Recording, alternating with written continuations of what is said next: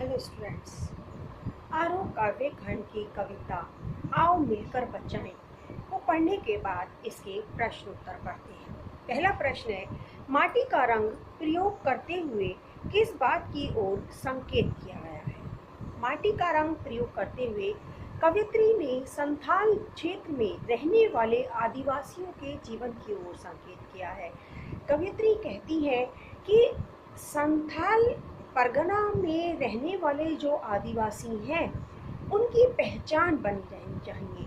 उनका जो जीवन को व्यतीत करने का तरीका है वह उनके पास उसी तरह रहना चाहिए। वह उन आदिवासियों की उस पहचान को जिंदा रखना चाहती हैं। उनकी भाषा में जो झारखंडीपन है उसको बनाए रखना चाहती हैं। वह उनके दिल के भोलेपन को पहले की ही तरह सबके सामने लाए रखना चाहती हैं। वह चाहती हैं कि उनकी मेहनत, उनका जुझारूपन, उनका अक्खड़पन और उनका भोलापन सब इसी तरह बना रहे जैसा कि पहले था। उस पर किसी अन्य संस्कृति जैसे कि पाश्चात्य संस्कृति का प्रभाव इतना ना हो जाए कि वे अपनी संस्कृति, अपनी मर्यादा, अपने तौर तरीकों को ही छोड़ दें और अन्य तौर तरीकों को अपनाने लग जाएं। अगला प्रश्न है, भाषा में झारखंडीपन से क्या अभिप्राय है? झारखंडीपन, झारखंड एक जगह का नाम है और झारखंडीपन उस जगह का प्रभाव है। तो कहती हैं कि झारखंड के लोगों की जो स्वाभाविक बोली है, उनका जो एक विशेष उस क्षेत्र में रहने वाले लोगों का जो आचरण है, जो उनका स्वभाव है, वही झारखंडीपन है। अर्थात कवियत्री कहती है कि झारखंड में रहने वाले लोगों का स्वभाव, उनका आचरण और उनका भोलापन, उनकी बोली, तौर तरीके, वही सब झारखंडीपन में आते हैं, या ये कहिए कि सभी झारखंडीपन में शामिल हैं। झारखंड में रहने वाले लोग हैं और उनके जो तौर तरीके हैं, इसलिए वह झारखंडीपन कहलाते हैं। अगला प्रश्न है, दिल के भोलेपन के साथ साथ अक्खड़पन और जुझारूपन को भी बचाने की आवश्यकता पर क्यों बल दिया गया है? कवियत्री ने पाश्चात्य संस्कृति के प्रभाव में आकर भारतीय संस्कृति को या अपनी संस्कृति को भूलते जा रहे लोगों की ओर ध्यान सबका आकर्षित किया है और वह यह सभी से आग्रह करती है कि मिलजुल कर हमें उस संस्कृति को, हमारी है, जो अपनी संस्कृति है, उसको बचाए रखना है, उसको ही हमें अपनाए रखना है, इस पर बल दिया है। तो इसके साथ साथ अब हमें यह बताना है कि उन्होंने इन सब के साथ साथ, पूरी संस्कृति के साथ साथ यह क्यों कहा है कि दिल का भोलापन और अक्खड़पन तथा जुझारूपन को भी बचाने की आवश्यकता है। भोलापन अर्थात छल कपट से रहित मन। जो झारखंड के लोग हैं, जो संथाल परगना के लोग हैं, उनके मन में छल कपट या फरेब जैसी कोई चीज़ नहीं है या उसका कोई स्थान नहीं है। वे भोले हैं, उनका हृदय भोला है, वह सभी से भाईचारे का भाव रखते हैं। लेकिन दूसरी संस्कृतियों के प्रभाव ने इन सारी चीज़ों को बदलना शुरू कर दिया है।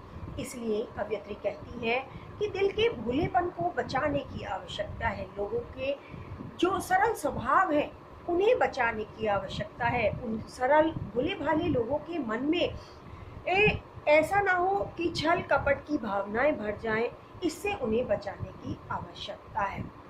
साथ ही वो कहती है अक्खड़पन और जुझारूपन को बचाने की आवश्यकता है। अक्खड़पन और जुझारूपन अर्थात कड़ी मेहनत से या लगन से काम करना।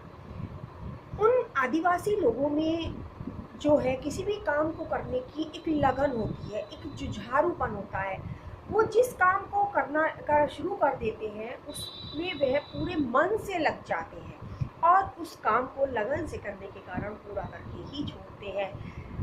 अब कवियत्री का मानना यह है कि यह अक्खड़पन और जुझारूपन उन लोगों के लिए बहुत आवश्यक है और यह उनकी एक विशेष पहचान बनाता है। इसलिए इस अक्खड़पन और इस जुझारूपन का होना बहुत आवश्यक है और वह इस संस्कृति के प्रभाव से छिपता जा रहा है, लोगों से दूर होता जा रहा है। इसलिए इस अक्खड़पन को और इस जुझारूपन को बचाए रखने की आवश्यकता है। इसलिए कवयित्री कहती है कि उन आदिवासी लोगों के दिल के भोलेपन और अक्खड़पन और जुझारूपन को बचाए रखने की हमें आवश्यकता है। अगला प्रश्न है, प्रस्तुत कविता आदिवासी समाज की किन बुराइयों की ओर संकेत करती है? हमारी जो कविता है आओ मिलकर बचाएं, यह आदिवासी समाज में ऐसी कौन सी बुराइयां हैं कि जिनके बारे में हमें बताती है? पहला है, संथाली जो समाज है उसमें शिक्षा की कमी है, अर्थात उस समाज में शिक्षा को बहुत अधिक महत्व नहीं दिया जाता, उसे बहुत खराब चीज़ माना जाता है। शिक्षा को वे लोग यदि महत्व देने लगे तो उन्हें उन सारी चीज़ों की जानकारी होगी जो उनके लिए सही है या आवश्यक है। तो वहाँ के लोगों में शिक्षा की कमी है, वो लोग शिक्षित नहीं है। अगली आती है, उनके जीवन पर शहरी जीवन का प्रभाव पड़ रहा है, जिसके कारण वह अपनी संस्कृति को भूलते जा रहे हैं। उनके वो जो लोग हैं वह भी शहरी संस्कृति से आकर्षित हो रहे हैं। उन्हें भी ऐसा लगता है कि उन्हें भी अपनी जीवन शैली में बदलाव लाना चाहिए, इसलिए वह उन तौर तरीकों को अपना रहे हैं जो शहर में अपनाए जाते हैं, और इसके कारण जो उनकी अपनी वास्तविक संस्कृति है उसको वह भूलते जा रहे हैं और अपने भोलेपन और स्वाभाविक चीज़ों को वह छोड़ते जा रहे हैं। अगला है, उनके जीवन में उत्साह की कमी झलकती है। अब उनके जीवन में उत्साह कम हो गया, जीवन को जीने का जो उत्साह था उसमें अब कमी दिखाई दे रही है। क्यों? क्योंकि हर क्षेत्र में शहरी प्रभाव उन पर हावी हो रहा है। अगला पॉइंट आता है, लोगों को शराब की ओर अत्यधिक झुकाव हो रहा है, लोग नशे की प्रवृत्ति में डूबते जा रहे हैं, वो नशे की आदतों में डूब रहे हैं और उसमें डूबकर वह अपना मानसिक संतुलन खो बैठते हैं और उन्हें सही गलत का कोई अंदाजा नहीं रहता, वह सही और गलत के निर्णय नहीं ले पाते हैं। अगला पॉइंट आता है, वह अपने अस्त्रों शस्त्रों का त्याग कर रहे हैं, जो उनके खुद के अस्त्र शस्त्र हैं, धनुष की डोरी, तीर का नुकीलापन, कुल्हाड़ी की धार, जैसा कि हमने कविता में पढ़ा, ये जो शस्त्र थे ये उनके अपने थे, लेकिन अब वो इनको छोड़ रहे हैं, इनका त्याग कर रहे हैं, इनका प्रयोग नहीं करते हैं।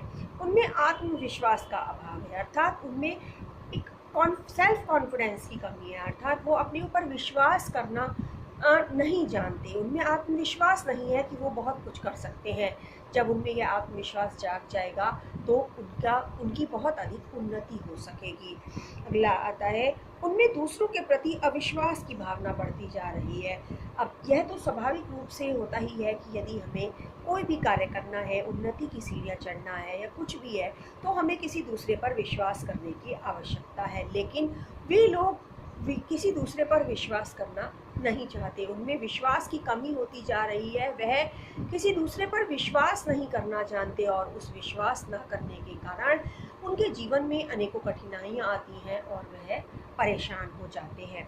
अगला प्रश्न है, इस दौर में भी बचाने के लिए बहुत कुछ बचा है से क्या आशय है? इस दौर में भी बचाने के लिए बहुत कुछ बचा है, कवयित्री ऐसा कहती है। कवयित्री कहती है कि भले ही ये आदिवासी लोग किसी पर विश्वास न करते हो, उन्हें अपने से कोई उम्मीद न बची हो, कोई आशा न बची हो, लेकिन फिर भी हम यह कह सकते हैं कि अभी भी हमारे पास समय है, बचाने के लिए बहुत कुछ बचा है। हम यदि प्रयास करें तो हम उन लोगों को के विश्वास को बचा सकते हैं, उनकी उम्मीदों को बचा सकते हैं, उनकी उमंगों को बचा सकते हैं और इससे उन लोगों के जीवन में अनेकों बदलाव आएंगे। वो उनका जीवन जो है वो बहुत सुखद होगा और वह एक प्रभावशाली जीवन जी सकेंगे। तो इसलिए हम यह सोचकर निराश नहीं हो सकते कि हमारे पास अब कुछ भी बचाने के लिए नहीं बचा है या हमारे पास कोई रास्ता ही नहीं है।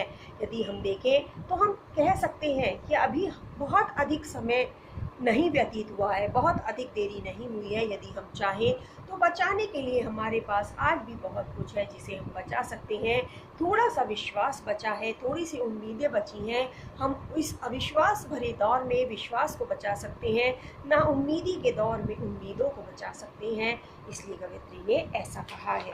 अगला प्रश्न आता है, कि इन पंक्तियों के काव्य सौंदर्य को बताना है। ठंडी होती दिनचर्या में जीवन की गर्माहट, और दूसरा है थोड़ा सा विश्वास, थोड़ी सी उम्मीदें, थोड़े से सपने, आओ मिलकर बचाएं। तो कवयित्री कहती है यहाँ जो काव्य पंक्तियाँ हैं ये छंद मुक्त है और इनमें लाक्षणिक गर्माहट जैसे लाक्षणिक शब्दों का प्रयोग किया गया है। थोड़ा सा, थोड़ी सी, थोड़े से, इन शब्दों के प्रयोग से जो अभिव्यक्ति है, बात को प्रस्तुत करने का जो तरीका है, ये बहुत अधिक प्रभावशाली बन गया है। इसमें सभी को एक साथ एकता के सूत्र में बंधकर बचाने के लिए प्रेरित किया गया है कि यदि हम चाहें तो इन सारी चीज़ों को बचा सकते हैं। इसमें उर्दू जैसे शब्दों, उम्मीद और संस्कृत जैसे शब्द, विश्वास आदि का प्रयोग किया गया है। अनेकों तत्सम और तद्भव शब्दों का प्रयोग किया गया है। भाषा बिल्कुल सरस, सहज और सरल प्रयोग की गई है। तो यहाँ पर कवयित्री ने सरल भाषा में अनेकों प्रकार से अपने शब्दों को अलग अलग प्रकार से प्रयोग करके इन्हें बहुत अधिक प्रभावशाली बनाने का प्रयास किया है। सरल भाषा का प्रयोग किया है ताकि लोग अच्छे से समझ सकें, और उन्होंने उन आदिवासियों के जीवन को बचाने का, उनकी संस्कृति को बचाने का, उनके जीवन को संवारने का प्रयास किया है। और साथ ही साथ यह संदेश भी दिया है कि यह जो प्रयास है यह किसी एक या दो व्यक्ति के करने से नहीं होगा, बल्कि इसके लिए सारे देश को, सारे लोगों को मिलजुल कर आगे आना होगा, और यह एकता के द्वारा ही संभव है। एकता से यदि हम प्रयास करेंगे तो हम उन आदिवासी लोगों के विश्वास को, उनकी उम्मीदों को बचा पाएंगे, उन्हें शिक्षित कर पाएंगे, उन्हें इन सारी चीज़ों के बारे में जानकारी दे पाएंगे। हम उन्हें बता पाएंगे कि क्या उनके लिए अच्छा है और क्या नहीं। तो उन आदिवासी लोगों की संस्कृति को, उनके जीवन को प्रभावशाली बनाने के लिए और उनकी संस्कृति को बचाने के लिए हमें मिलजुल कर ही प्रयास करने होंगे। तो यहीं पर हमारी कविता आओ मिलकर बचाएं के प्रश्न उत्तर समाप्त होते हैं। धन्यवाद।